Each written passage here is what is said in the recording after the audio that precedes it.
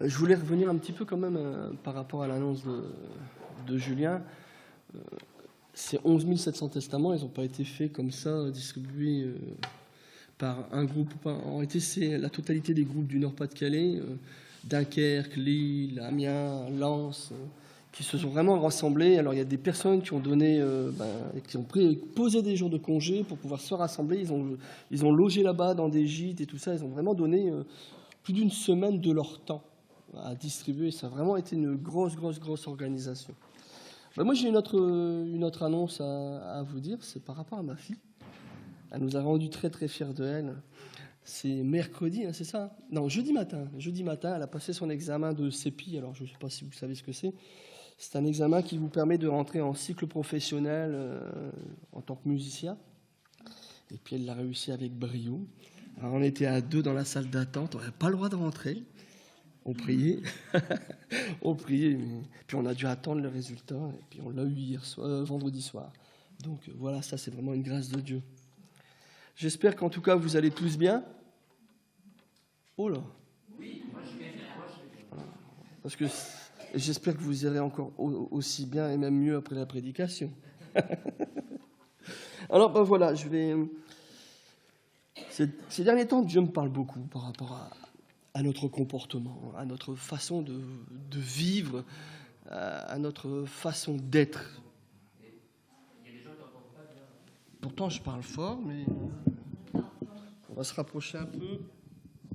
Rapprocher les micros. Ça va un peu mieux, là? Voilà. Donc, je disais, ces derniers temps, Dieu me parle énormément par rapport au comportement d'un chrétien, par rapport à notre façon de voir les choses et de les entreprendre et notre réaction par rapport à ces choses-là. Donc, voilà, je vais continuer dans la même lancée de ce que j'ai prêché il n'y a pas longtemps. Donc, ma prochaine prédication, celle d'aujourd'hui, je l'intitule « Le fruit de nos paroles ». Alors, c'est vraiment quelque chose où j'ai prié, j'ai cherché. Je serais peut-être un peu raide, mais bon, vous avez l'habitude, hein, vous avez l'habitude avec moi. Mais voilà, c'est vraiment ce que j'ai à cœur de vous amener.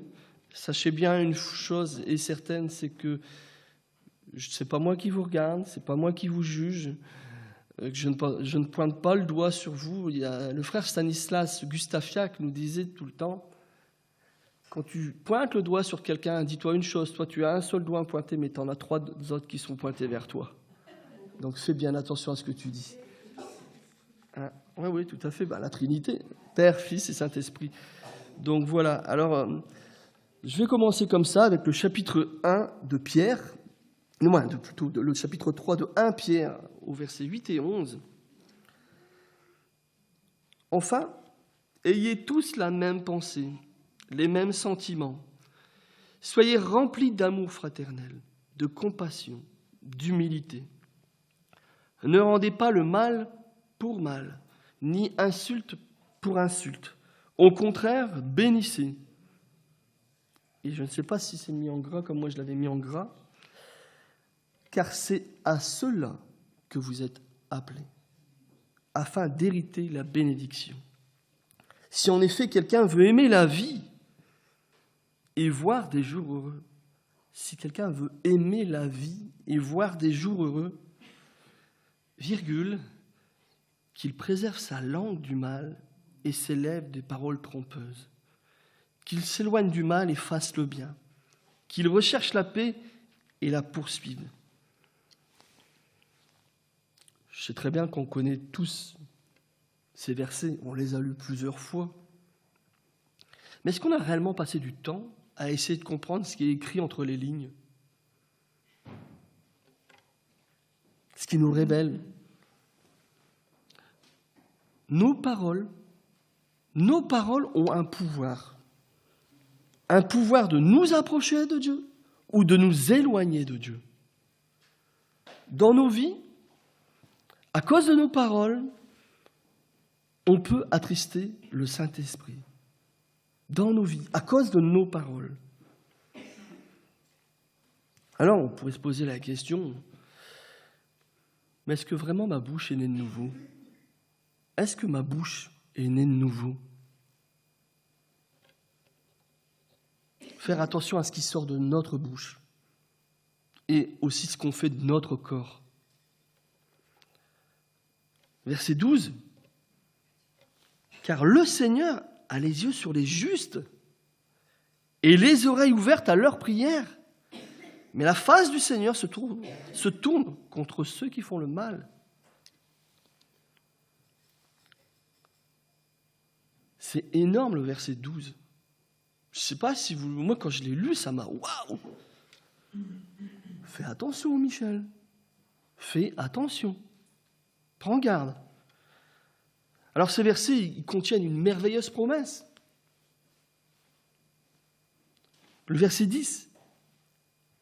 Quel que soit l'endroit, le moment que tu traverses dans ta vie, si tu respectes réellement le contenu de ces versets qui sont là, Dieu te promet une vie heureuse et des jours heureux sur le regard bienveillant du Seigneur.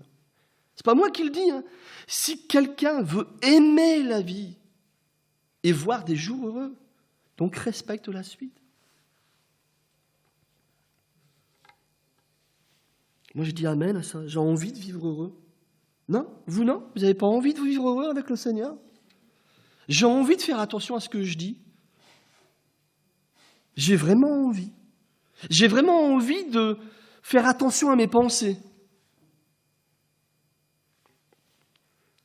Verset 13. Qui donc vous maltraitera si vous êtes zélés pour le bien? D'ailleurs, quand vous souffrirez pour la justice, heureux seriez-vous. Ne craignez pas ce que les hommes craignent et ne soyez pas troublés. Mais sanctifiez dans vos cœurs Christ le Seigneur. Soyez toujours prêts à vous défendre contre quiconque vous demande raison de l'espérance qui est en vous. Mais faites-le avec douceur et crainte. Mais faites-le avec douceur et crainte, en ayant une bonne conscience, afin que là même où l'on vous calomnie, ceux qui diffament votre bonne conduite en Christ soient confondus. Mieux vaut souffrir en faisant le bien, si telle est la volonté de Dieu, qu'en faisant le mal. Relire ces livres, pas simplement que les relire et relire et relire. Mais comment Dieu m'a parlé? Mais comment Dieu m'a parlé? Et je souhaite vraiment que Dieu vous parle de la même façon qu'il m'a parlé à travers ces versets. Michel, travaille sur toi. Travaille sur toi. Je veux être rempli de cela dans ma vie. J'ai vraiment envie d'être rempli de ça. Je veux sanctifier Jésus dans mon cœur.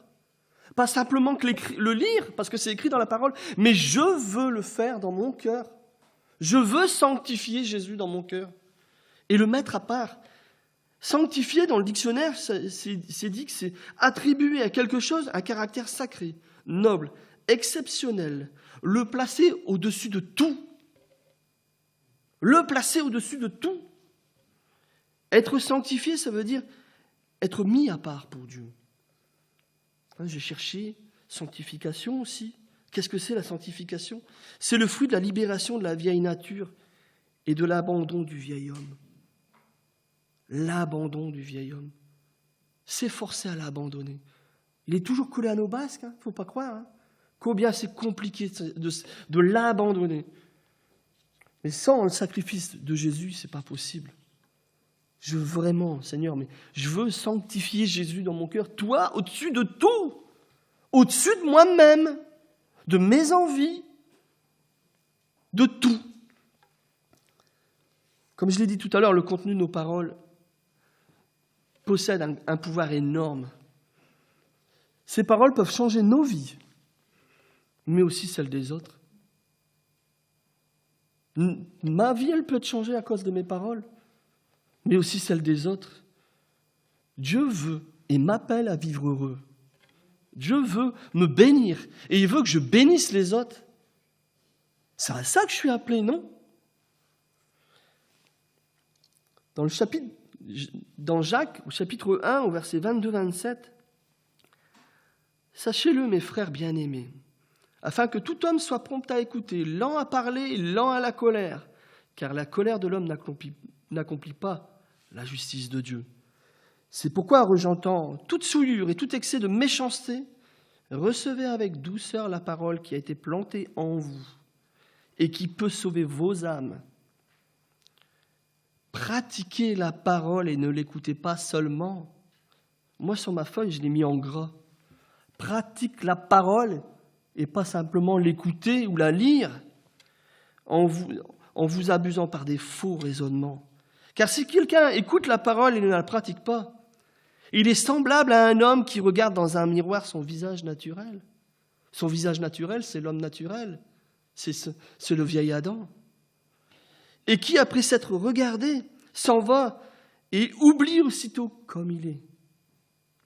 Mais celui qui a plongé les regards dans la loi parfaite, la loi de la liberté, et qui persévère, non pas en l'écoutant pour l'oublier, mais en la pratiquant activement, celui-là sera heureux dans son action même. Si quelqu'un pense être religieux, sans tenir sa langue en bride, mais en trompant son cœur, la religion de cet homme est vaine. Alors vous allez me dire, oui, merveilleuse parole du Nouveau Testament. Mais vous savez, vous recherchez un peu des versets comme ça dans l'Ancien Testament, vous en trouverez. Et des grands hommes de Dieu demandaient l'aide et l'intervention de Dieu dans leur vie. Je vais vous parler de David. David qui était quand même reconnu pour être l'homme au cœur de Dieu, le roi qui est au cœur de Dieu. David disait dans les psaumes, au psaume 19, verset 14, « Reçois favorablement les paroles de ma bouche et la méditation de mon cœur en ta présence, ô Éternel, rocher, mon rocher et mon rédempteur. » C'est une prière. Reçois favorablement, Seigneur. S'il te plaît, reçois favorablement, mais aide-moi à créer des paroles qui te bénissent. Le psaume 141, verset 3, nous dit « Éternel, veille sur ma bouche, garde la porte de mes lèvres. » David le disait. Et pourtant, David, on sait qui c'était. Alors si de tels hommes comme ça, des hommes de Dieu, nos patriarches, ont fait cette prière, cet instant, Seigneur, mais aide-moi, aide-moi. Pensez-vous que vous êtes privés de cette demande? On doit tous faire des efforts.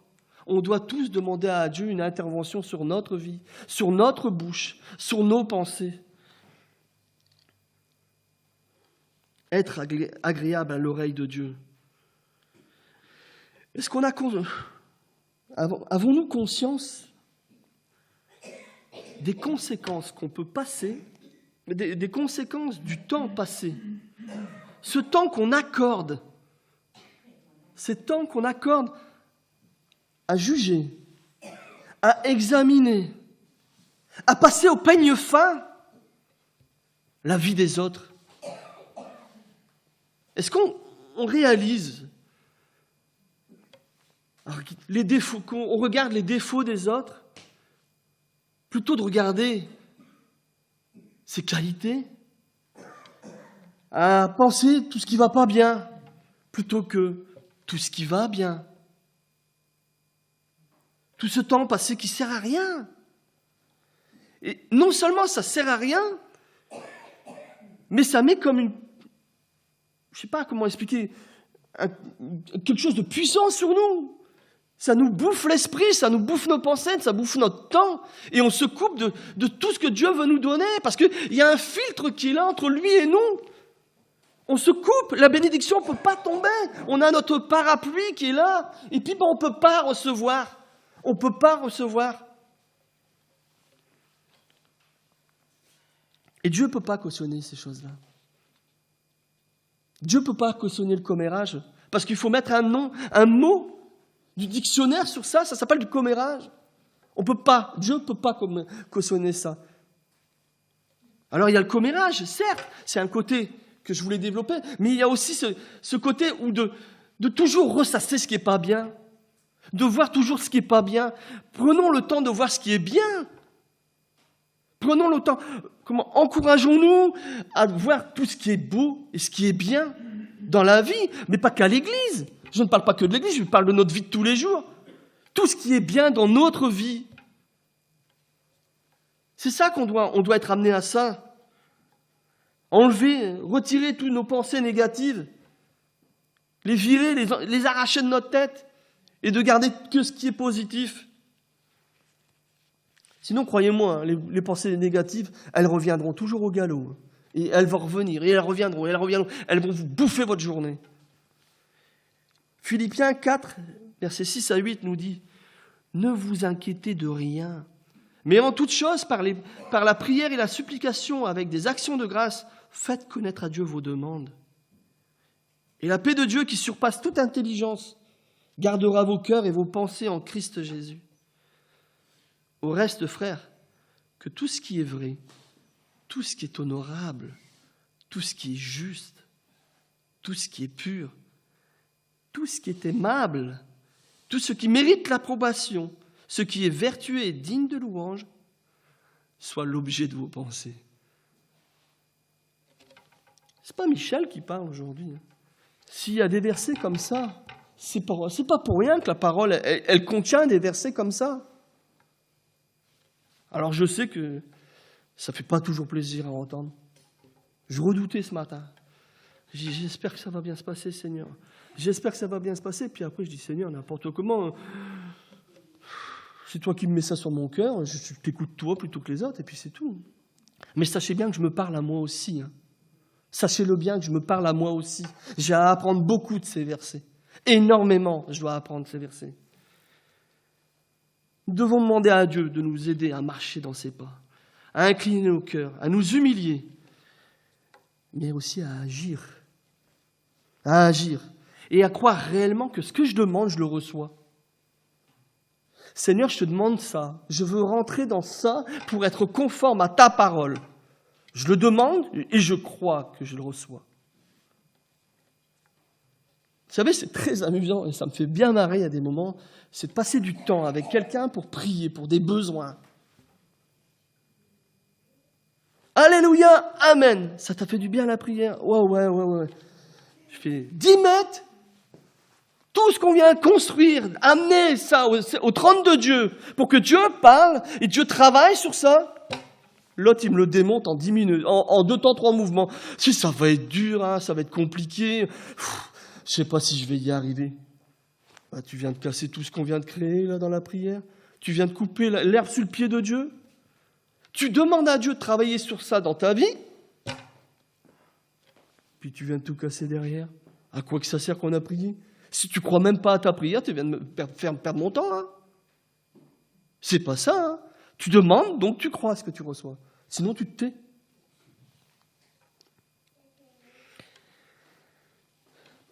Vous savez, dans nos vies, on a tous des opportunités de passer des bons, mais aussi des mauvais moments. Ça peut être au travail. Ça peut être aussi pour les jeunes, je pense qu'il y a pas mal de jeunes, au lycée, en fac, ou même dans notre entourage familial, il y a des moments où ça ne peut pas bien se passer. Alors avec toute cette multitude de choses qu'on va rencontrer dans le déroulement de notre journée, c'est clair qu'il y a bien au moins 1 ou 2 choses qui vont nous déplaire. Parce que c'est pas toujours mauve. De temps en temps, c'est rose dans notre vie. Mais il y a toujours quelque chose qui va nous chatouiller, comme je dis. Ça va pas bien passer. Alors, qu'est-ce que je fais? Qu'est-ce que je fais avec ces choses qui me chatouillent? Je sais pas, qu'est-ce que je fais? Pourquoi elles sont là? Pourquoi elles sont ici puis qu'elles ne bougent pas? Allez, vous l'avez la réponse. Parce que tout simplement, on la laisse là où elle est. Je lui permets de rentrer là. Je lui permets de rester là. Quand il y a quelque chose qui ne va pas, qui te gonfle, qui t'empêche, tu ne veux pas vivre ça, ben refuse son accès. Stop. Tu rentres pas là. C'est pas à toi. Cette tête, mes pensées, elles sont à Dieu. Donc, tu vois, les côtés négatifs de cette journée, je les enlève. Je veux simplement relever ce qui est positif, le bien. Parce que vous laissez passer le négatif dans votre esprit. Déjà de une, qu'est-ce qui va se passer? Ça va vous bouffer toute la journée. Ça va ressasser, vous allez y penser. Mais à la fin de la journée, est-ce que vous aurez changé quelque chose? Est-ce que ça aura changé quelque chose? Peut-être, c'est vrai que peut-être quand on travaille à quelque chose de négatif, on essaye peut-être de l'arranger. Mais ça marche tout le temps? Est-ce que ça marche tout le temps? Pas toujours. Mais en tout cas, ce qui est sûr, c'est que votre journée, vous l'avez bouffée. Vous êtes empêché de profiter de la présence de Dieu, de toutes ces bonnes choses que Dieu vous donne chaque jour. La parole de Dieu, elle dit, Seigneur, renouvelle tes bénédictions chaque jour. Vous y croyez réellement que Dieu vous bénit chaque matin quand vous vous levez?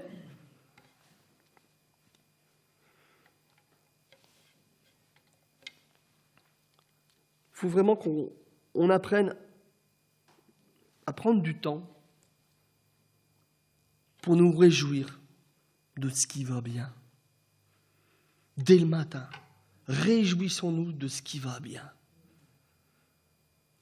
Rien que d'être là, de se lever, voir ta femme à côté de toi qui t'a fait un café, réjouis-toi de ces moments-là, de passer avec elle. Le petit bisou qu'elle te fait quand elle dit au revoir, ou puis qu'elle te balance une vanne, réjouis-toi de ces beaux moments. Quand tu vois tes collègues qui arrivent, accueille-les avec un sourire. Ça va, Tcho et tout? Réjouis-toi. Soyons des générateurs de joie. Ah, c'est plus facile de faire la gueule. Hein. En tout cas, pour moi, c'est plus facile. C'est plus facile d'arriver en faisant le ronchon. Ça demande nettement moins d'efforts. Puis au moins, tu es sûr et certain qu'il n'y a personne qui viendra te voir après. Soyons des générateurs de joie, de bonne humeur, plutôt que de glisser, vous savez, dans le mécontentement et dans la mauvaise ambiance. Vous vous souvenez de la prédication que j'ai faite dernièrement avec les espions transformés? J'espère, hein, quand même. Dans le Nombre 13, au verset 27, voici ce qu'ils racontèrent à Moïse. Nous sommes arrivés dans le pays où tu nous as envoyés. C'est bien un pays découlant de miel, de lait et de miel, et en voici les fruits. Mais le peuple qui habite ce pays est puissant. Les villes sont fortifiées, très grandes. Nous y avons même vu des enfants d'Anak. Les Amalécites habitent le pays de Négueb, les Hittites, les Yébousiens, les Améréens habitent la montagne. Les Cananéens habitent près de la mer et sur les rives du Jourdain.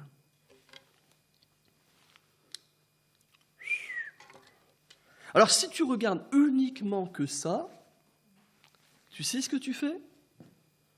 Bah, tu meurs dans le désert. Ah ouais, tu meurs dans le désert.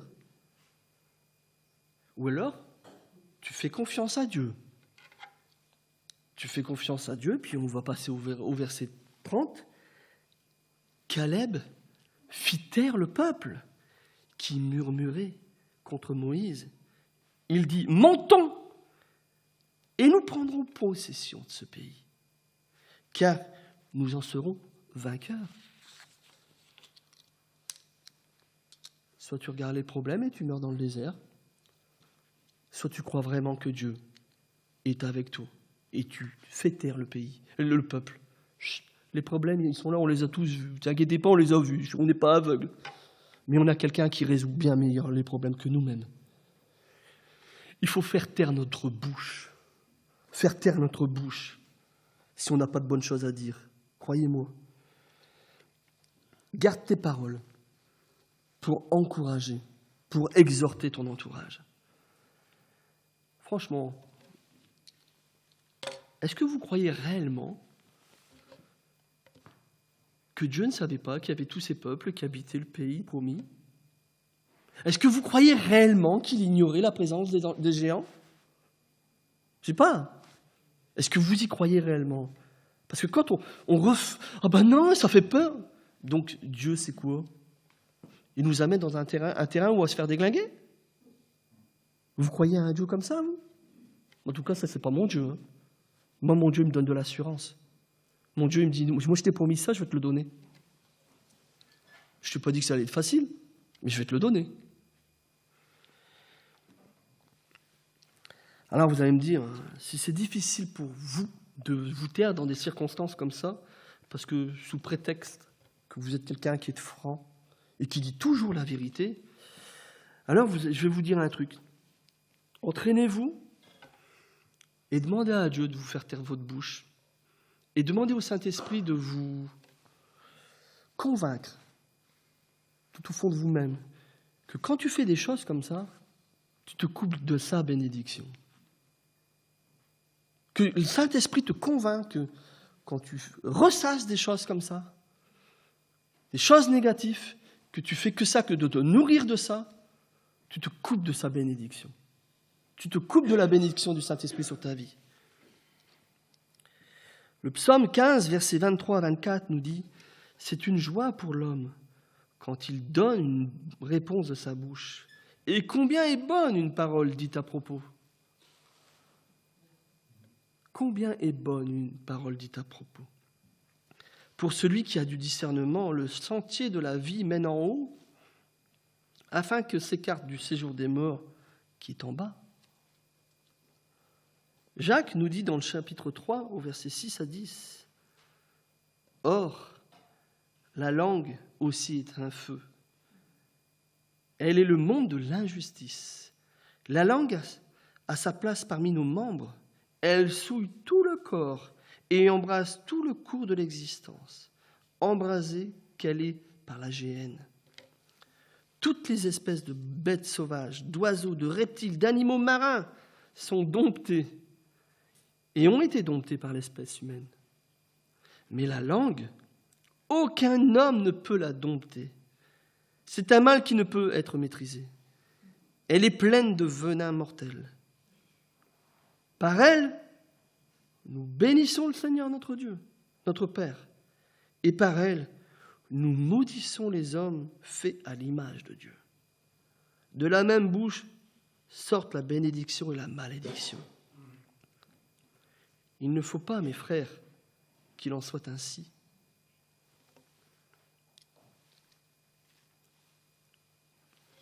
C'est pas Michel Leroux, hein. C'est pas Michel Leroux, chapitre 3, versets 6 à 10. Hein. C'est Jacques, donc c'est dans la parole de Dieu, c'est pas inventé. Il faut vraiment que nous apprenions à faire ces choses. Alors il y a certains qui vont me dire, mais Michel, attends s'il te plaît, gamin, je m'exerce à faire ça toute ma vie. Alléluia. Alors sois un encouragement pour moi. Sois un encouragement pour moi. Et prie pour que moi je puisse le faire aussi bien que toi. Il faut que on s'exhorte chacun. Vous aimez les encouragements? Moi, je les aime bien. Je ne sais pas si vous, mais moi, j'aime bien être encouragé. Ça fait toujours plaisir. Vous aimez être pris? Un peu moins bien. Et si je te reprends, comment tu réagis? Allez, si je te reprends, comment tu réagis? Est-ce que tu es sur la défensive? Ou est-ce que tu es dans la comparaison entre moi et toi? Et toi alors? Ou es-tu à l'écoute? Es-tu à l'écoute de ce que j'ai à dire afin d'analyser ce que je viens de dire et de les prendre, mes paroles, pour que tu puisses progresser et d'améliorer ton état? Est-ce que tu es réellement prêt à perdre du terrain pour y gagner un peu plus de paix? C'est des questions qu'on doit se poser chacun. Parce que quand on est repris, on n'apprécie pas trop. Proverbe 18, versets 20 à 21. C'est du fruit de sa bouche que l'homme rassasie son ventre. C'est du produit de ses lèvres qu'il se rassasie. La mort et la vie sont au pouvoir de la langue. Celui qui l'aime en mangera les fruits. Proverbe 15. Un cœur joyeux rend le visage aimable, mais quand le cœur est dans la peine, l'esprit est abattu. On peut s'emmener tout seul. Tout seul, on peut s'emmener à une mort certaine. Tout seul. Simplement en refusant d'écouter, en refusant d'améliorer notre vie. On peut se laisser mourir dans l'amertume. On peut se laisser mourir dans l'amertume. Mourir dans la négation. Bien sûr. Si on est habitué à voir que le négatif, comment voulez-vous être heureux? Comment voulez-vous être heureux si on ne voit que la négation? Proverbe 22 nous dit « Les paroles du rapporteur sont comme des friandises. Elles descendent jusqu'au fond des entrailles. » Ben bien sûr. Si tu aimes ça, tu vas te faire du bien, tu vas te nourrir de ça. Ouais. Mais c'est pourri à l'intérieur. Hein. Tu as beau te laver les dents, tu auras toujours une mauvaise haleine, hein, crois-moi. Hein. Hébreux 12, verset 15.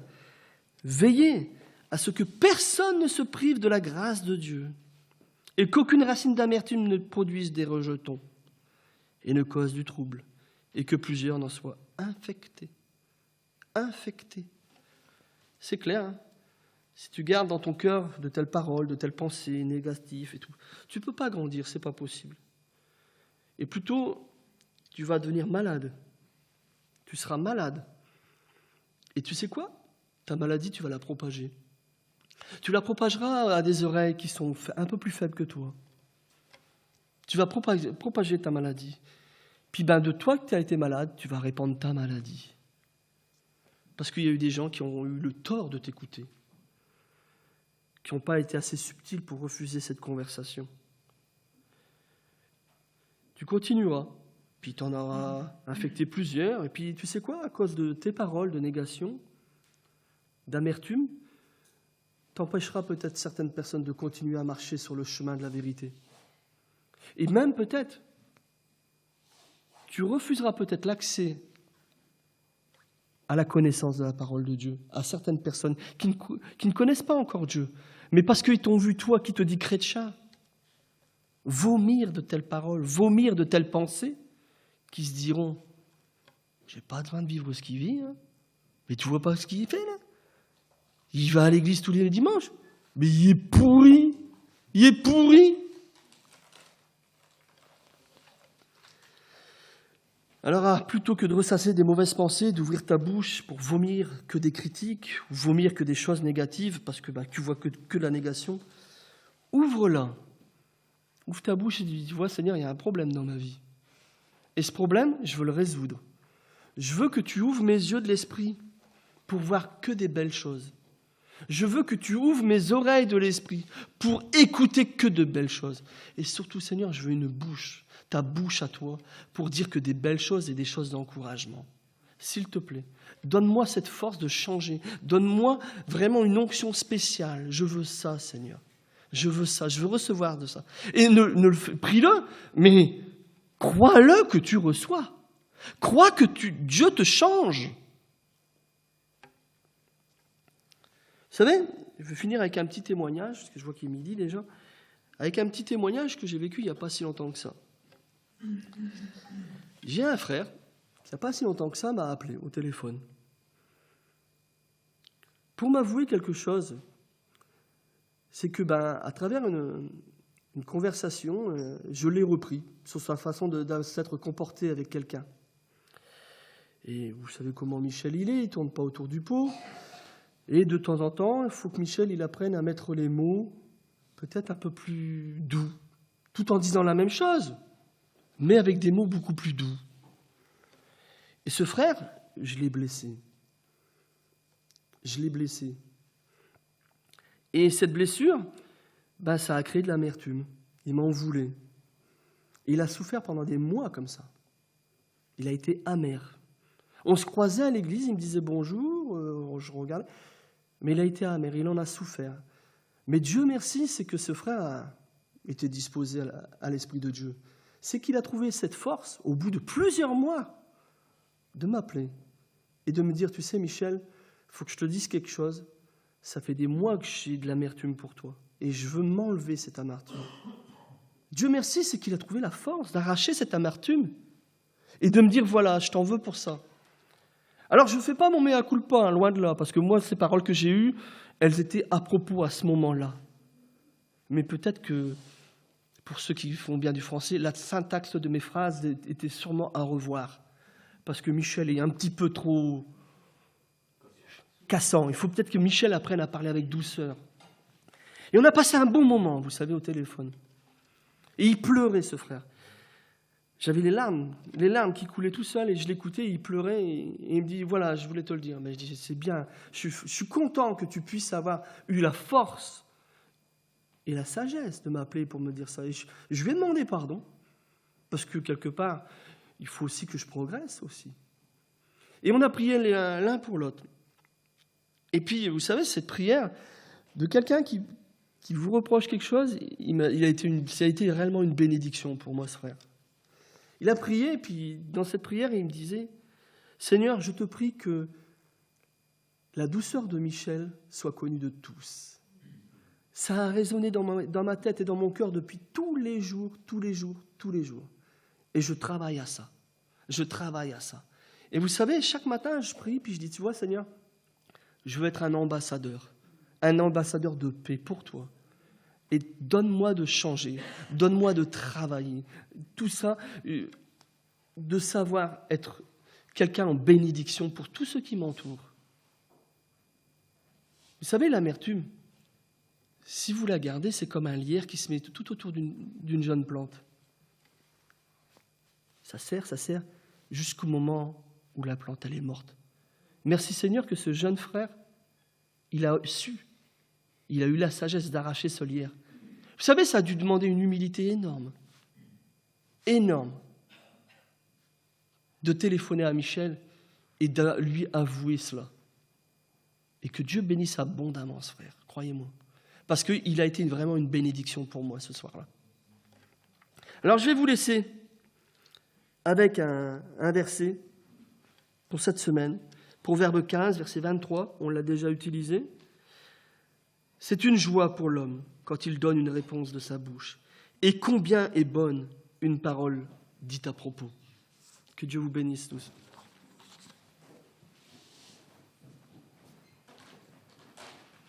Bon, merci Michel.